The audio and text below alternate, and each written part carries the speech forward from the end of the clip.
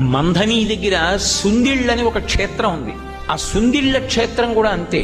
నరసింహస్వామి, యోగ నరసింహస్వామి. అసలు ఆ క్షేత్రానికి బయలుదేరితే బాహ్యాంతర శౌచములు లేకపోతే అసలు ఆ ఊరికి వెళ్ళనివ్వడు. దారి తప్పిపోతుంది కారు, ఇంకోవైపుకి వెళ్ళిపోతుంది. ఆ ఊళ్ళో ఉన్న వాళ్ళు కూడా తీసుకెళ్లలేరు. నాతో స్వయంగా అక్కడ వేద పండితులు చెప్పారు, ఆ ఊరు వెళ్ళలేం, దారి మర్చిపోయి ఎటో వెళ్ళిపోతుంది కారు. ఒకవేళ వెళ్ళినా ఆ దేవాలయం రాజద్వారం దాటి అడుగు లోపలికి పెట్టలేరుట, స్పృహ తప్పి పడిపోతారు. ఆయన అనుగ్రహము ఉంటేనే లోపలికి వెళ్ళడం. నేను ఆ క్షేత్రానికి వెడతాను అని అడిగినప్పుడు కూడా నన్ను తీసుకెళ్లినటువంటి వేద పండితుడు ఏం చెప్పారంటే, అయ్యా ఇత పూర్వం ఒకసారి నేను ఒకళ్ళని తీసుకెళ్లబోయి దారి తప్పిపోయాను, నాకే గుర్తులేదు ఆ ఊరేమిటో. ఆ ఊరికి ఆ ప్రభావం ఉందండి.